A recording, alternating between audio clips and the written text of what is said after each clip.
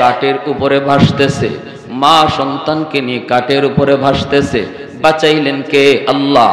এইদিকে জেলেরা নদীতে মাছ ধরার জন্য নামলো, তারা তো দেখতেছে ব্যাপার কি ব্যাপার কি।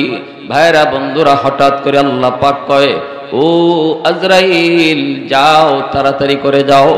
ওই যে কাঠের উপরে ভাসতেছে মা আর দুধের বাচ্চা, এই মা আর দুধের বাচ্চাকে আমি আল্লাহ বাঁচায় রাখছি, তুমি যে মার জানটা কবজ করে নিয়ে আসো।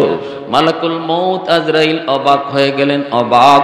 দুধের বাচ্চাটা একমাত্র বাঁচার অবলম্বন হলো তার মা। দুঃখিনী মা দুধের মার দুধ খাইতেছে। ওই অবস্থায় দুধের শিশুটা যদি মার ইন্তেকাল হয়ে যায়, মা যদি মারা যায়, তাহলে বাঁচার উপায় নেই বাচ্চাটার। মালাকুল মউত আজরাইল চিন্তায় পড়ে গেলেন, হায় এই শিশুটার কি অবস্থা হবে। কিন্তু আমার আল্লাহর আদেশ তো শিরোধার্য, আল্লাহ যখন যা বলেন তাই তো করতে হয়।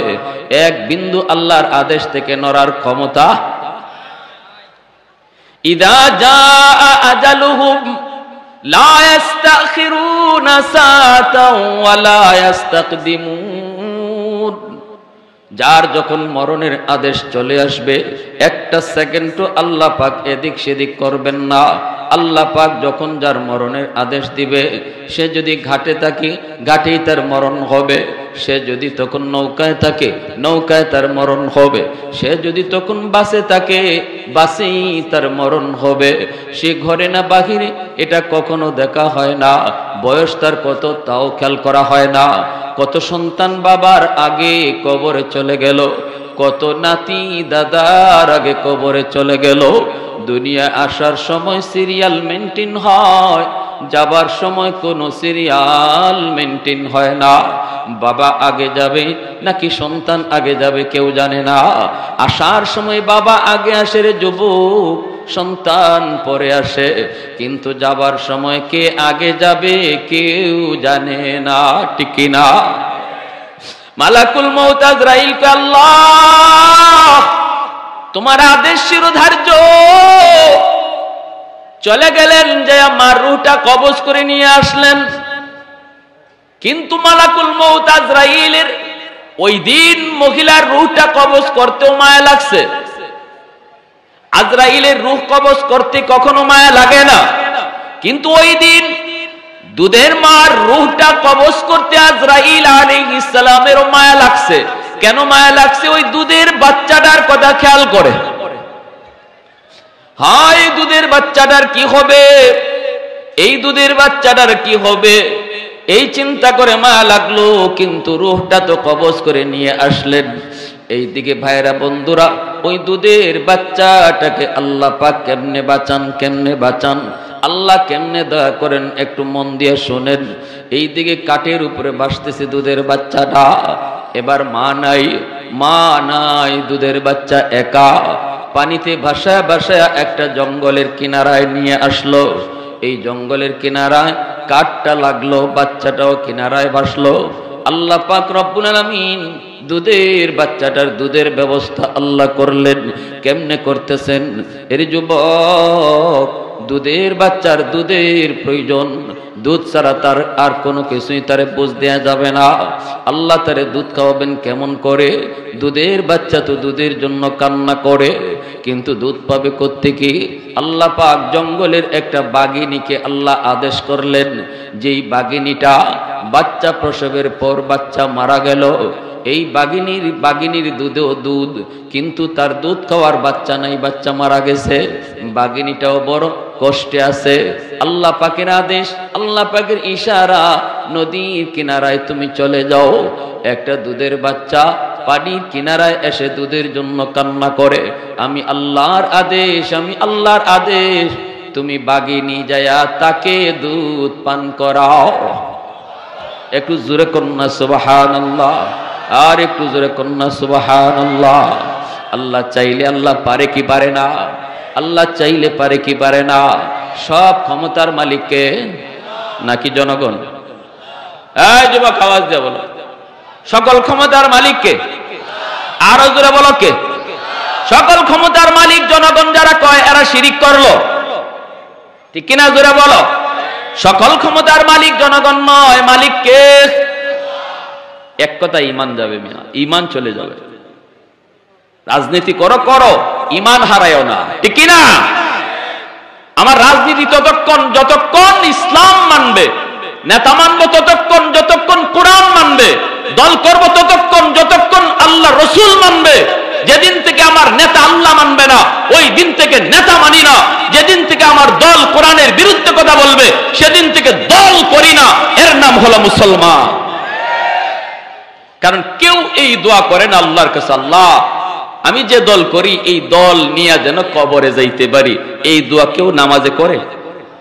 নামাজে দোয়া করে আল্লাহ মরণ যেন আমার ঈমানের হালে হয়।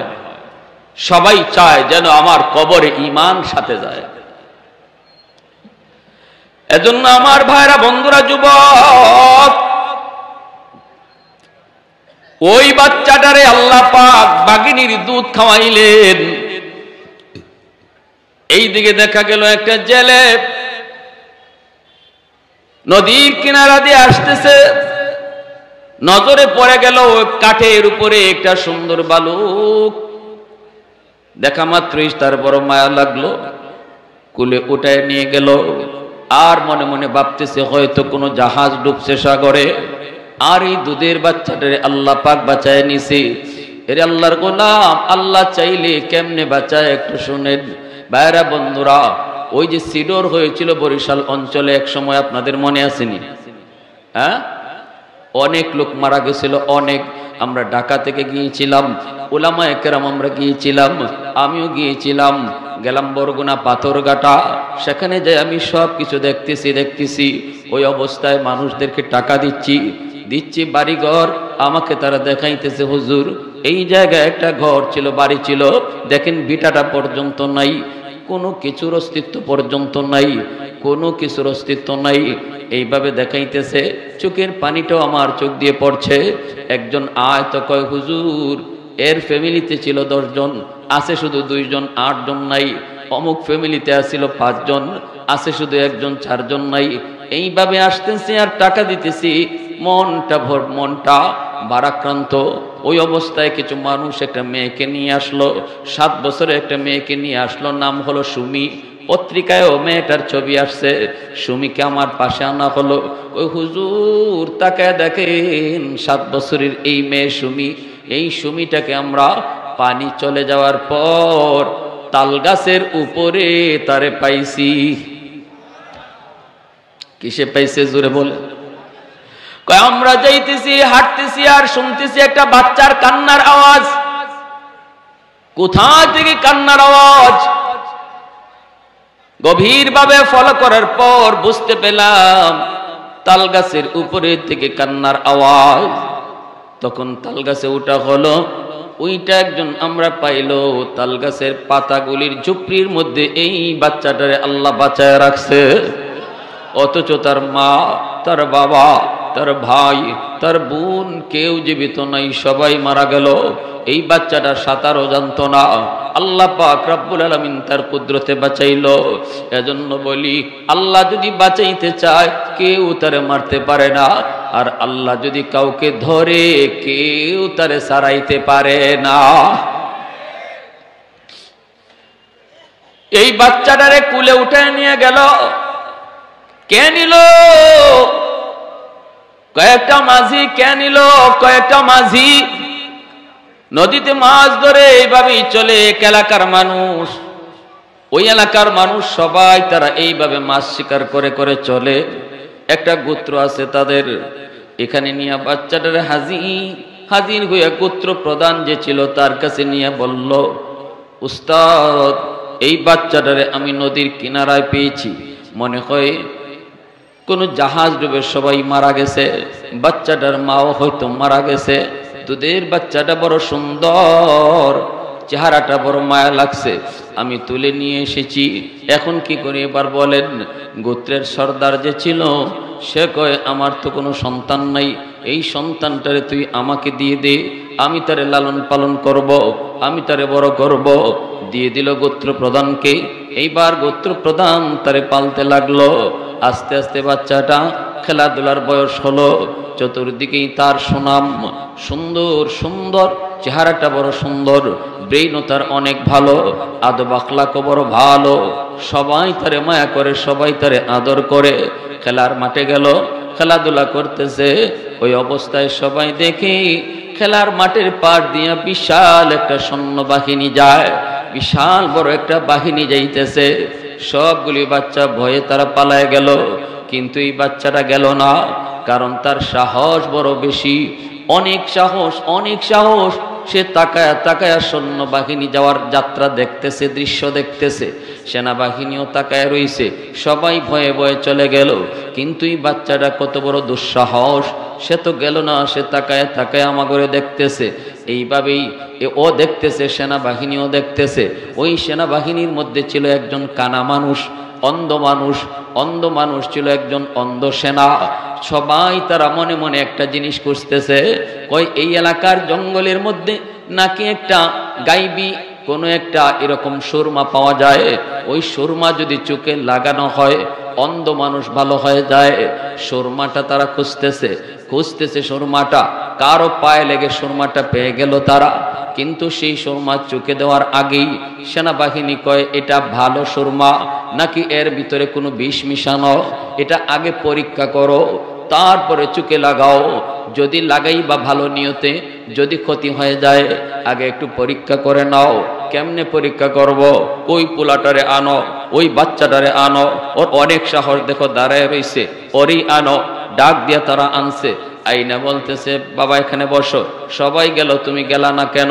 কয় আমার ভয় নাই, আমি আপনাদেরকে দেখতেছি। ভালো কথা, তাহলে তুমি একটু দাঁড়াও, আমরা একটা সুরমা পেয়েছি, এই সুরমাটা তোমার চোখে লাগাবো, ভালো একটা সুরমা তোমার চোখে লাগাবো। এদের উদ্দেশ্য হলো, যদি সুরমার ভিতরে কোনো বিষ মিশানো থাকে তাহলে এই বাচ্চার চোখ নষ্ট হয় হোক, কিন্তু আমাদের যেন ক্ষতি না হয়। চোখের মধ্যে সুরমাটা লাগাইতে দেরি হলো, কিন্তু এই বাচ্চার চোখের সামনে অদৃশ্য জিনিস ভাসতে দেরি হলো না। ওরা মনে করছিল বিষ টিস মিশানো।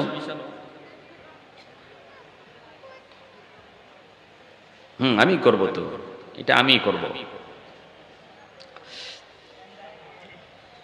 ওরা মনে করছে যে এই বাচ্চার চোখ নষ্ট হয় হোক, আমাদের জন্য ক্ষতি না হয়। কিন্তু এই সুরমা তো সাধারণ কোন সুরমাদানি নয়, চোখে লাগানো মাত্রই মাটির নিচের খনিজ সম্পদ তার চোখের সামনে ভেসে উঠল। আল্লাহু আকবার, জোরে বলেন। কিন্তু এই বাচ্চা বড় চালাক, কয় না কিছু, জিন ধরে আছে। এখন ওরা বলতেছে, কিরে বাবা কি হয়েছে, তোমার চোখটার কি অবস্থা? তখন ওই বাচ্চা কত ট্যালেন্ট, ও মনে মনে কয়, আমি যদি বলি এই সুরমার কারণে আমি মাটির নিচের খনিজ সম্পদ দেখতেছি, তাহলে তো ওরা এই সুরমাদানিটা নিয়ে যাবে, আমাকে আর দিবে না। অতএব না না, এই কথা ওদেরকে বলা যাবে না। তখন বলতেছে, আপনারা আমার চোখে কি লাগাইলেন? আমি তো চোখে কিছুই দেখতেছি না, আমার চোখটা তো মনে হয় নষ্ট হয়ে যাচ্ছে, মনে হয় আমার চোখটা তোমরা নষ্ট করে ফেলছো। এমনি সেনাবাহিনী কয়, বলছিলাম না এটাতে কোনো বিষ আছে, মনে হয় বিষ, তাড়াতাড়ি বাগো, এই বাচ্চার চোখ নষ্ট হয় হোক, আমাদের কি। তখন ওরা সুরমাদানি ফালাইয়া এই বাচ্চাটার এই জায়গায় রাইখা ওরা চলে গেল। আর বাচ্চা কেমন ট্যালেন্টের ট্যালেন্ট, ওরা চলে যাওয়ার পর সুরমাদানি নিজে উঠাইয়া বাড়ি নিয়ে আসলো। আই সেই বাবারে কয়, আব্বা একটা সুরমা পেয়েছি বলে। কেমনে? কয় এমনে। কয় তো কি হয়েছে? কয় আব্বা চোখে লাগানোর পর মাটির নিচের খনিজ সম্পদ আমি সব দেখতেছি, কোথায় স্বর্ণ, কোথায় রূপা, কোথায় হীরা, কোথায় মণিমুক্তা, সব কিছু আমি দেখতে পাইতেছি। তখনই গোত্র সর্দার কয়, বাবা তাহলে তো খুব ভালো হয়েছে, চলো তোমাকে নিয়ে চলবো, চোখে সুরমা দিয়ে শুধু বলবা এখানে কি আছে। আমার সৈন্যরা খুঁজে খুঁজে সেই সম্পদ তারা বের করবে। অল্প দিনের ভিতরে দেখা গেল পুরা গোত্র সর্দার স্বর্ণরূপা হীরা মণিমুক্তা দিয়া তারা একদম লালে লাল হয়ে গেল। গোত্রের সবগুলা মানুষ তারা ধনী হয়ে গেল, অস্ত্র বানাইতে শুরু করলো, প্রাচুর্য আর প্রাচুর্য বাড়তে লাগলো। এইদিকে এই বাচ্চা বালক হলো, বালক হওয়ার পর দেখা গেল গোত্র সর্দার মারা গেল। সমস্ত গোত্রের মানুষ কাকে সর্দার বানাবে? সবাই মিলে এই বাচ্চাটারই গোত্র সর্দার বানালো। এখন তো আর সে বাচ্চা না, এখন তো সে বালক। কই সে অনেক উপযুক্ত, সে বড় ট্যালেন্ট, সেই হবে আমাদের সর্দার। সর্দারও হয়ে গেল, এখন সে সর্দার। বেশ কিছুদিন চলার পর এই যুবক আস্তে আস্তে বিশাল সৈন্য বাহিনী তৈরি করলো। টাকা পয়সার তো কোনো অভাব নেই, সৈন্য বাহিনী তৈরি করলো, শক্তিও জমালো। দেশের বাদশার বিরুদ্ধে যুদ্ধ ঘোষণা শুরু করলো। বিশাল যুদ্ধ হলো, বাদশাকে হারায়া দিল। এই যুবক এইবার হয়ে গেল এই এলাকার বাদশা। বাদশা হয়ে যাওয়ার পর এখানেই তার শেষ নাই। তার লোভ, তার ক্ষমতা তাকে আরো বাড়তে লাগলো। বাড়তে বাড়তে এক পর্যায়ে সব জনগণকে জিম্মি করে নিজেকে খুদা দাবি করে বসলো। আর এর নামই হলো সাদ্দাদ। এর নাম কি? নাম শুনছেন আপনারা? হ্যাঁ, নিজে যখন খুদা দাবি করলো তখন ওই সময়ের নবী হযরত হুদ আলাইহিস সালাম ইনি আসলেন। আয়েশা বলতেছেন, আপনি নাকি নিজের খুদা দাবি করছেন? সাদ্দাদ কহ, তো আপনার কি হয়েছে? আল্লাহর পয়গম্বর কয়, না, এমনটা করবেন না, কারণ খুদা মানুষ হতে পারে না। আমার খুদা যিনি, আপনার খুদাও তিনি। আসমান জমিনের মালিক যিনি, তিনি হলেন আমার আপনার খুদা। না না, আপনি এমন অন্যায় কাজ করবেন না। আল্লাহ পাক সেটা ধৈর্য, আল্লাহ পাক কখনো সেটা মেনে নিবে না। আযাব আসবে, গজব আসবে, পাকড়াও হবে, এমনটা আপনি করবেন না। আপনি আল্লাহকে মানেন। সাদ্দাত কয়, আমি যদি তোমার আল্লাহকে মানি তাহলে লাভ কি, আর না মানলে ক্ষতি কি? হুদ আলাইহিস সালাম কয়, যদি মানেন তাহলে আল্লাহ আপনাকে জান্নাত দিবেন, যদি না মানেন আল্লাহ আপনাকে জাহান্নামে ফালাবেন। সাদ্দাত কয়, জান্নাতটা কেমন একটু কও শুনি। তখনই আল্লাহর পয়গম্বর কয়, আদাতুল ইবাদিয়াস সালিহিন মা লা আইনুন রাআত ওয়ালা উযুনুন সামিআত ওয়ালা খাতারা আলা কলবি বাশার। জান্নাত আল্লাহ পাক এমন এক জান্নাত আল্লাহ বানাইছেন, জান্নাতের সুখ শান্তি কোনোদিন আমাদের চোখ দেখে নাই, আমাদের কান কোনোদিন শুনে নাই, আমাদের অন্তরে কোনোদিন কল্পনাও করে নাই। এত আরাম আল্লাহ জান্নাতের মধ্যে রেখে দিয়েছেন। এক একটা ইট স্বর্ণের, একটা ইট রূপার, হীরামণি মুক্তা, সব কিছু দিয়ে আল্লাহ সাজাইছেন। হুর গিলমান দিয়া আল্লাহ জান্নাত সাজায়া রাখছেন। যখনই এইভাবে পয়গম্বর তাকে বুঝাইলেন, সাদ্দাত বড় অহংকারী, সে বলে, আমিও এমন একটা জান্নাত বানাবো। আল্লাহ যদি বেহেশত দিতে পারে তো আমি তোমার আল্লাহর বেহেশত কেন নিব? আমি নিজেই বেহেশত বানাবো। নাউজুবিল্লাহ, জোরে কোন, আরো জোরে কোন, নাউজুবিল্লাহ। আমি তোমার আল্লাহর দেওয়া বেহেশতে কেন যাব? আমি আমার নিজের বেহেশতই বানাবো। উলামায়ে কেরাম সরকারকে বুঝায়, কখনো বুঝ নেয়, কখনো নেয় না। উলামায়ে কেরামের দায়িত্ব বুঝ দেওয়া, কথা শোনায় দেওয়া, কোনটা ভালো কোনটা খারাপ, কোনটা কল্যাণ কোনটা অকল্যাণ, কে মানবে কে মানবে না, এটা আলেমদের দায়িত্ব না। এটা ফয়সালা হবে কার সাথে? জোরে বলেন, আল্লাহর সাথে। উলামায়ে কেরামের দায়িত্ব এই নয় যে মানুষকে পিটাইয়া নামাজি বানানো, এটা আলেমদের দায়িত্ব নয়। এই দায়িত্ব আল্লাহ নবীকেও দেয় নাই। আল্লাহ পাক বলে, লাস্তা আলাইহিম বিমুসাইতির। বন্ধু, আপনি দারোগা না, আমি আপনাকে দারোগা বানায় পাঠাই নাই। আমি আপনারে পাঠাইছি ওদেরকে শুনান যে কি করলে জান্নাতে যাওয়া যায় আর কোন কাম করলে জাহান্নামী হতে হয়। এটা শুনায় আপনি চলে যান, আপনার ডিউটি শেষ। ওমা আলাইনা ইল্লাল বালাগ। কেউ যদি না মাইনা আমি আল্লাহকে বুঝ দিতে পারে, এটা তার ব্যাপার, আমার ব্যাপার। বাকি এর বেশি আপনার কিছু বলার দরকার নাই। উলামায়ে কেরাম সাধারণ মানুষকে এই কথা বলে, সরকারকে এই কথা বলে, বিরোধী দলকে এই কথা বলে। উলামায়ে কেরাম সবার বন্ধু, কারো দুশমন নয়। কখনো কখনো সরকার আলেমদের বুঝটাকে খারাপ মনে করে, উল্টা মনে করে, আলেমদের বিরুদ্ধে অ্যাকশনে চলে যায়। অথচ আলেমরা তার ভালোর জন্যই বলেছিল। হুদ আলাইহিস সালাম সাদ্দাতকে তার ভালোর জন্য বলেছিলেন। আল্লাহকে মানো, কখনো নিজে খোদা দাবি করো না। কিন্তু উনার বুঝ সে মানে নাই, না মাইনে সে ভুল পথে হাঁটছে, পরিণামে আল্লাহর পাকড়াওর শিকার হয়েছে। ঠিক কি না? আমরাও দেখি এই জমানা তো যারাই আলেমদের কথা মানবে না, আলেমদেরকে ভুল মনে করবে, তাদের ধরাও ঠিক এবং ধরা আসেও, ধরা খাইতেছেও। ঠিক কি না? একদিন দুদিনের বিষয় নয় এটা। মাছ মারার জন্য বড়শি ফেলাইছে, আর একটা নতুন মাছ আই সেই বড়শির কিনারায় আধার খাওয়ার জন্য ঘুরতেছে। একটা পুরাতন মাছে আইসা বলতেছে, ভাই রে, এটা তোর আধার না, এটা তোর জম। জম, জম বুঝেননি আপনারা? জম কননি, সিলেটে জম কয়, জম মানে মরণ আর কি। যে এটা তোর আধার না, এটা কিন্তু তোর জম, এটা খাবি না, এটা তোর খানা না। এটার ভিতরে একটা বড়শি আছে বাঁকা, এই বড়শিটা দেখা যায় না। আবার বড়শির সাথে একটা সুতা লাগানো আছে, পানির উপরে একটা চুটকাটি আছে। এই চুটকাটিটা তুই খানা মুখে দিলেই লড়বে। আর ওই চুটকাটির সাথে একটা কোড়া লাগানো আছে। পারের একজন লোক বসা শিকারী, শিকারী টের পাবে যখনই তুই আধারে মুখ দিবে, তখন ও শিকার করার জন্য প্রস্তুতি নেবে।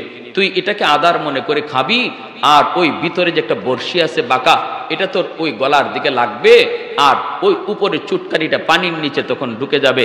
শিকারী বুঝে যাবে তুই মুখে নিয়ে দৌড় দিস, তখনই তোর এসকা একটা টান দিবে। এই টান দিয়েই তোর গলার একদম গলার ফাতারে এরকম ভাবে লাগবে বড়শিটা, আর টান দিয়ে তোরে উপরে উঠে নিয়ে যাবে। তারপরে তোরে যাতা দিয়ে ধরবে, ধইরা বাড়িতে নিবে, নিয়ে তার বিবি সাহেব একটা বাঁকা এরকম ভাবে, আপনারা দাও কন্নি, দাও কি কন এটা রে, বটি, বটি, এই বটি নিয়ে তার বউ কিন্তু বসা, আবার সালিও রাখছে। সালি, তোর শরীরটা তো পিছলা, সালি দিয়া তোর এই পিছলাটারে মজাবে। তারপরে এই বটির উপরে উঠাইয়া পরিবারের সদস্য যে কজন আছে এতটা পিস করবে, তারপর তোর তেল দিয়ে ভাজবে, 32টা দাঁত দিয়ে চাবায়া খাবে, এরপরে তোর গিয়ে পরিণাম হবে।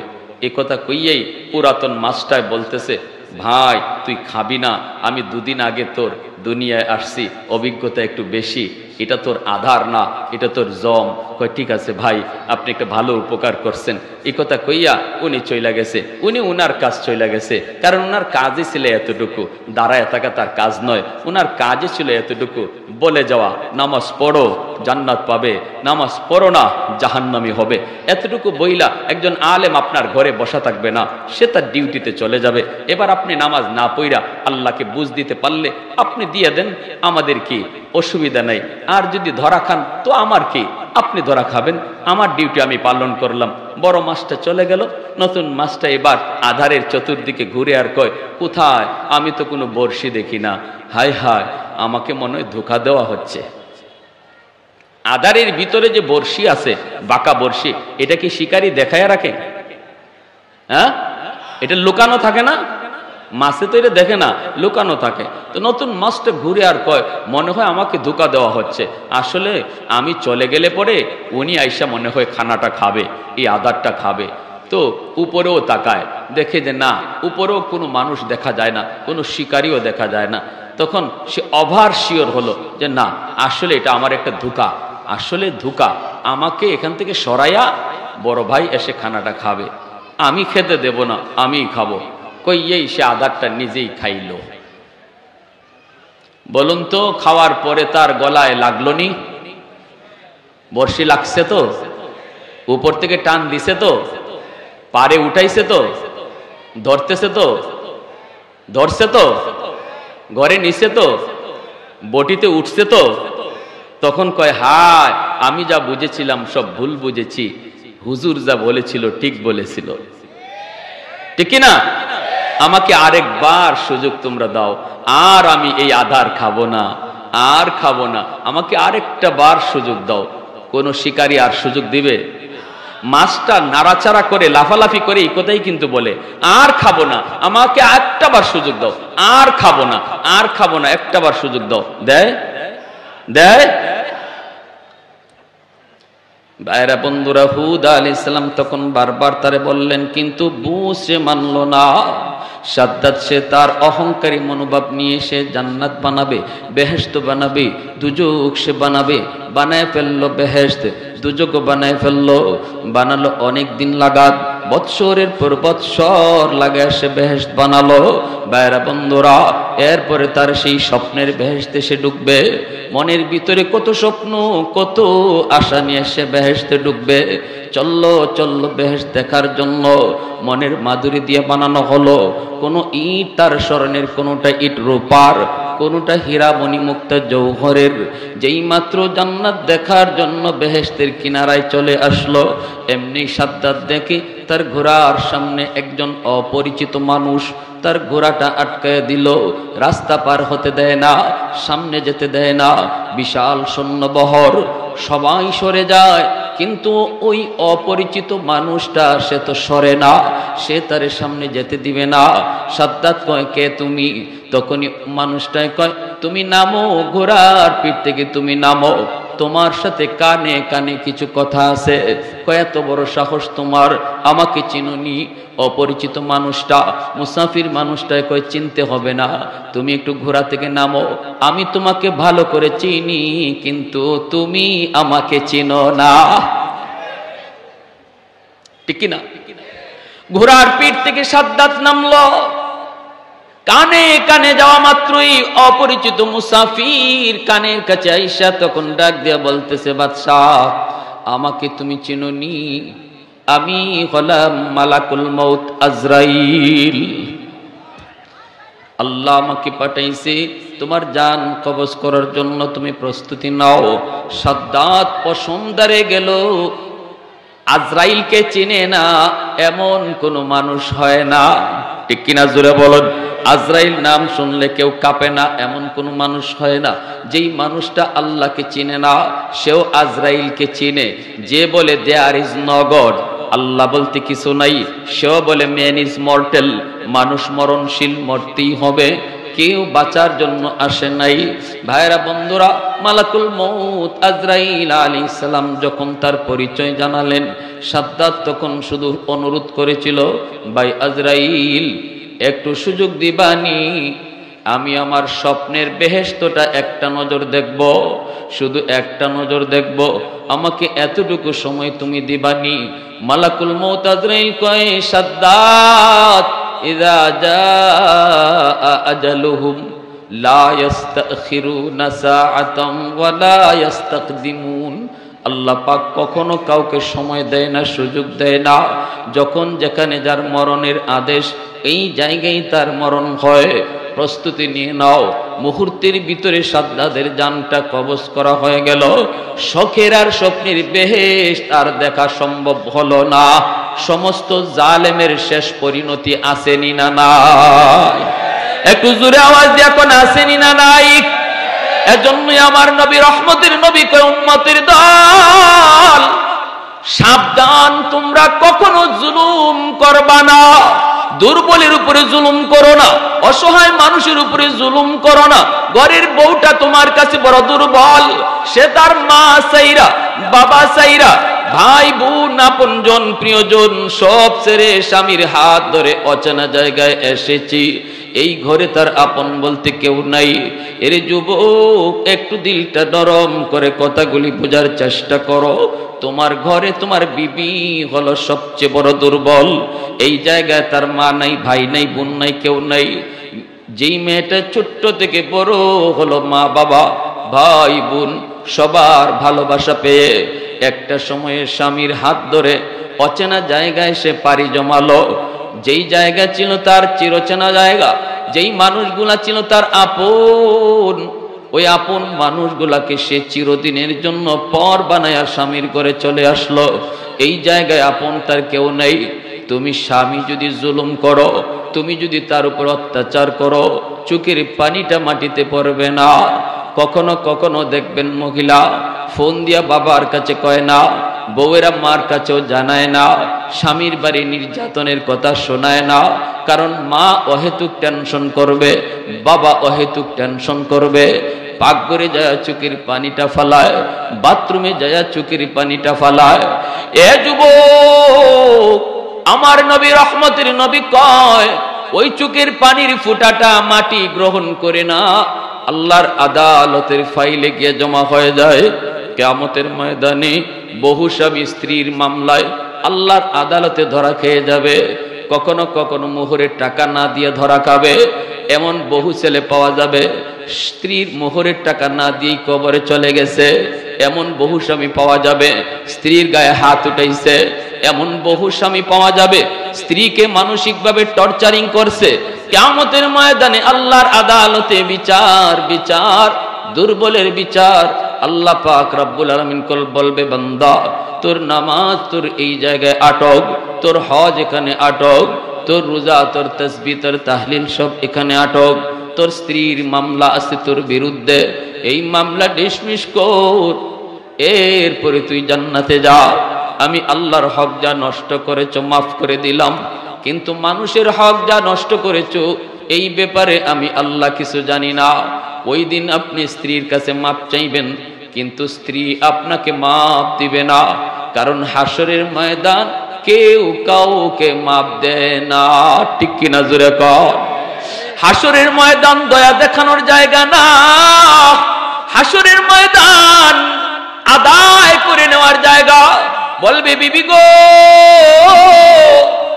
এত আদর করেছি, এত মায়া, ঈদে ঈদে তোমাকে নতুন শাড়ি কিনে দিয়েছি, আজকে আমাকে মামলা দিয়ে আল্লাহর দরবারে আটকায়ও না, দয়া করে তুমি মাফ করে দাও। কিন্তু কোন স্ত্রী স্বামীকে মাফ দিবে না।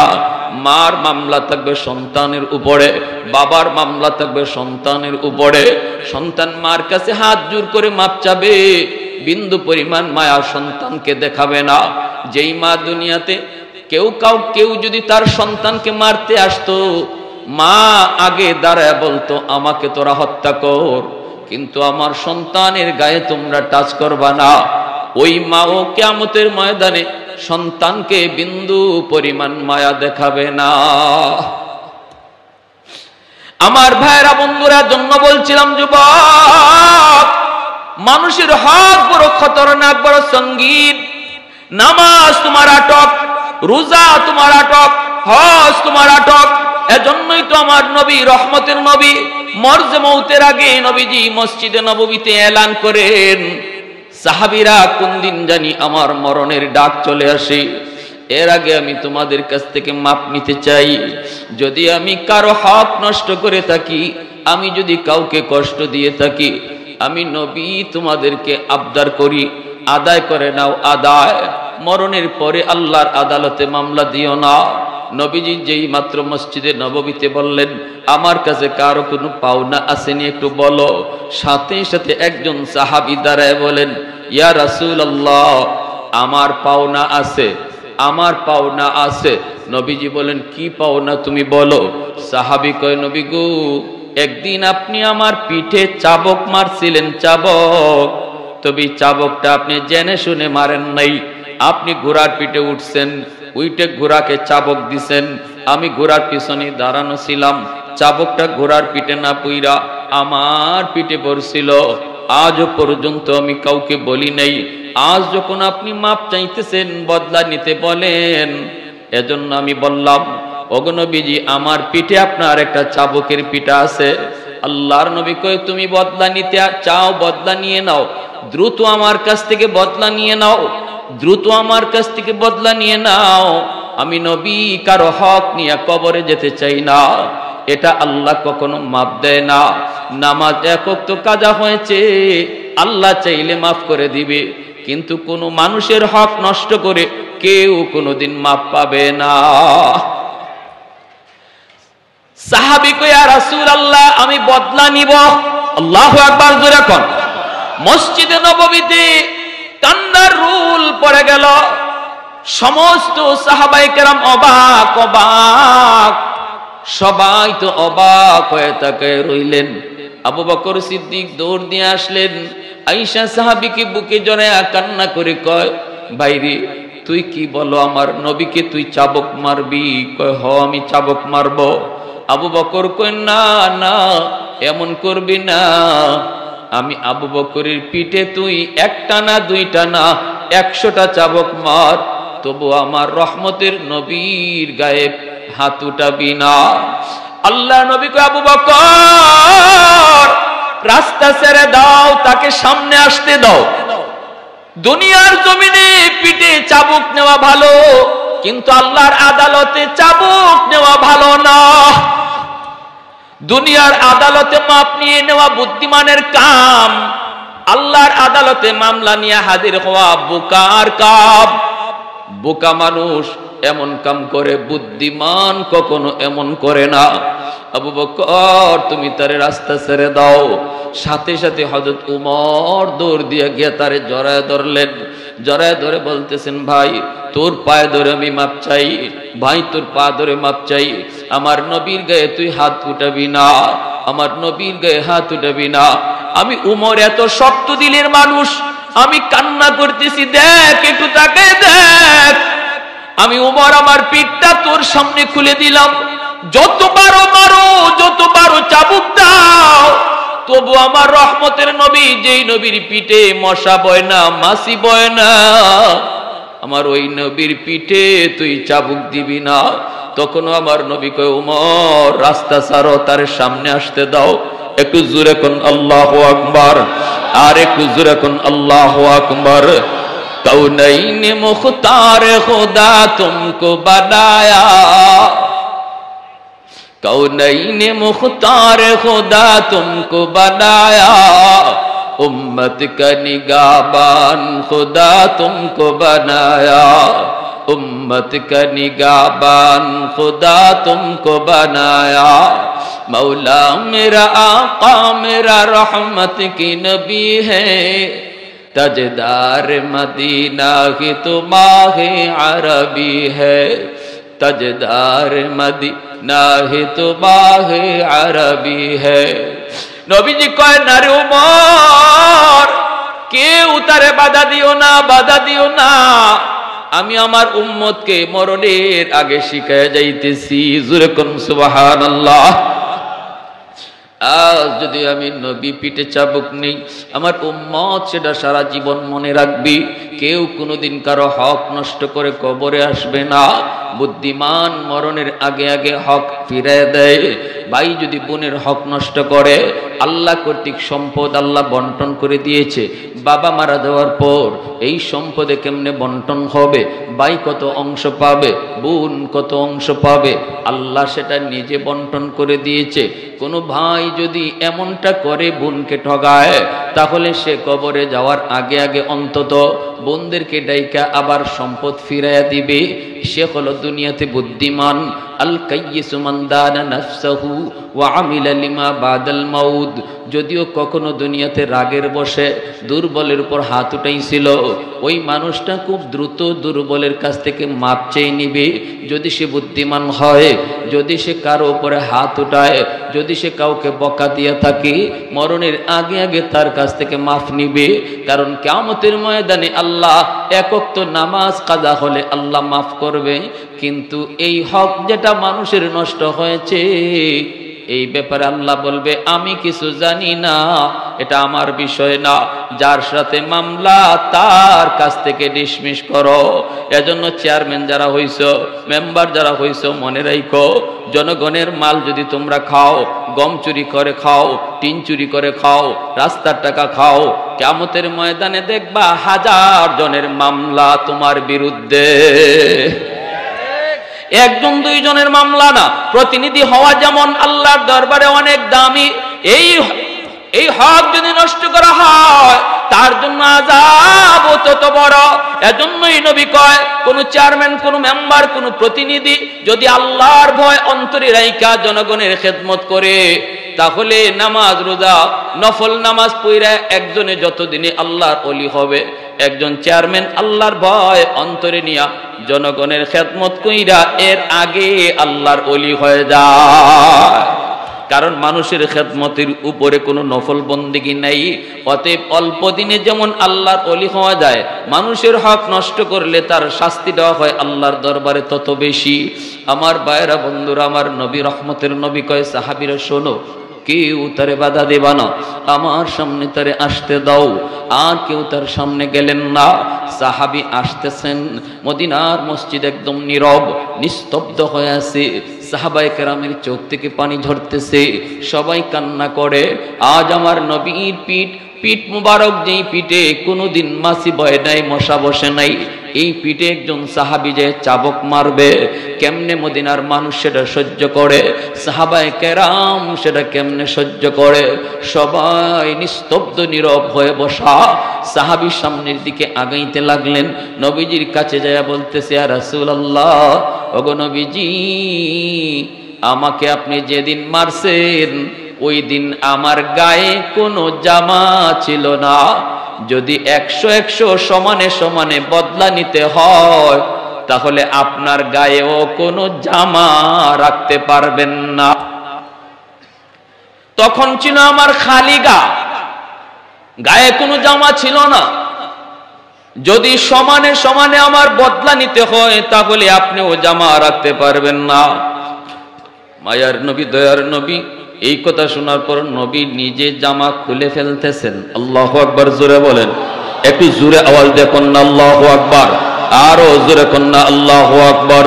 রহমতের নবী তার জামা খুলে ফেলতেছেন, জামা খুলে ফেলতেছেন। মদিনার মসজিদে কান্নার রুল পড়ে গেল, রুল। সাহাবীরা কান্দে আর কই, রে না না, এমন করবি না, এমন করবি না, আমার রহমতের নবীর গায়ে তুই হাত উঠাবি না। সবাই হাউমাউ করে কাঁদতেছে, কারণ আমার আল্লাহ এমন ভাবে আমার নবীকে বানাইছে, এমন ভাবে আমার নবীকে বানাইছে, কান্নাকা খুলিকতা কামা তাশাউ। সাহাবী কই, নবী গো, আপনার দিকে তাকাইলে মনে হয় আল্লাহ আপনার মর্জি মতো আপনাকে বানাইছে। চোখ বানানোর আগে যেন আল্লাহ আপনারে জিজ্ঞেস করেছে, বন্ধু আমি তোমার চোখ বানাবো, কেমনে চোখ বানালে তুমি খুশি একটু বলো।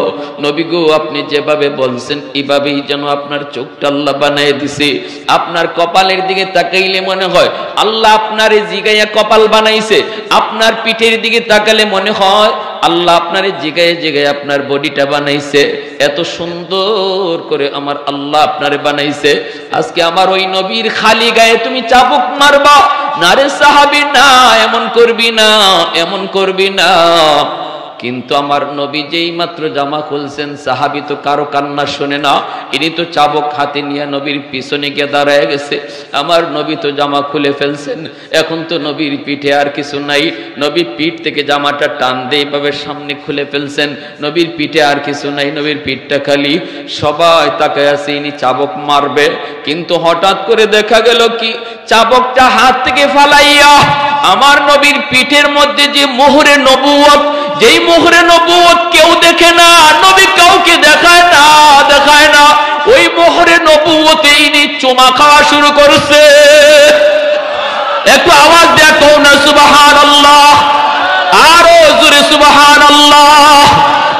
উলফত মে তেরি ওয়াইসিনে দন্দন কো তোরা, बू बकर उमर नक्श कदम तेरा न छोड़ा, उल्फत में तेरी वैस ने दंदान को तोड़ा, बू बकर उमर नक्श कदम तेरा न छोड़ा, ऐ उशाक नबी वाक़े असरार मदीना, सुल्तान का सुल्तान है सुल्तान मदीना, सरकार का सरकार है सरकार मदीना, गुलजार का गुलजार है गुलजार मदीना। मोहब्बतेर साथे कोन अल्लाहु আকবার, आरो जोरे अल्लाहु আকবার। साहाबी तखन आवाज दिया कई, साहाबीरा रे आमी चाबुक मारते आसि নাই, আমি মূলত আসছি আমার নবীর মোহরে নবুয়তে চুমা দেওয়ার জন্য। একটু আওয়াজ দিয়ে সুবহানাল্লাহ। কিন্তু আমার নবী শিখায় গেছেন উম্মতের দল, এটা আমি নবীর আদর্শ। মরণের আগে আগে মানুষের হক মুক্ত হইয়া তুমি কবরে যাও, মানুষের মামলা লইয়া কেউ কবরে যেও না, কারণ এই মামলার রায় আল্লাহ দিবে না, আল্লাহ দিবে না।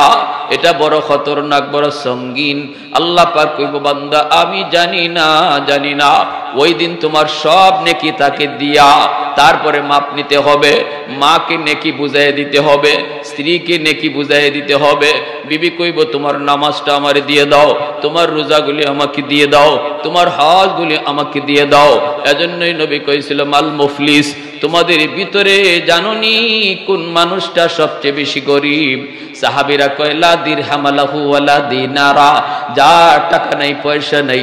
নবী কয় না না, টাকা পয়সা যার নাই সে গরিব নয়, গরিব হলো ওই মানুষ যেই মানুষটা পাহাড় পরিমাণ নেকি লইয়া আল্লাহর দরবারে উঠছে, কিন্তু মানুষের হক দিতে দিতে সব নেকি শেষ হইয়া নিঃস্ব হয়ে যাবে, সেই হলো তোমাদের ভিতরে সবচেয়ে বেশি গরিব। ভাইরা বন্ধুরা, এই আদর্শটাই তো এই মাদ্রাসায় শেখানো হয়, ঠিক না? এই আদর্শগুলো এই মাদ্রাসায় শেখানো হয়। আজকে 3জন 4জন ছাত্রকে আমরা পাগড়ি দিলাম, কিয়ামতের ময়দানে আল্লাহ কইব, কোথায় মা বাবারা একটু আসো।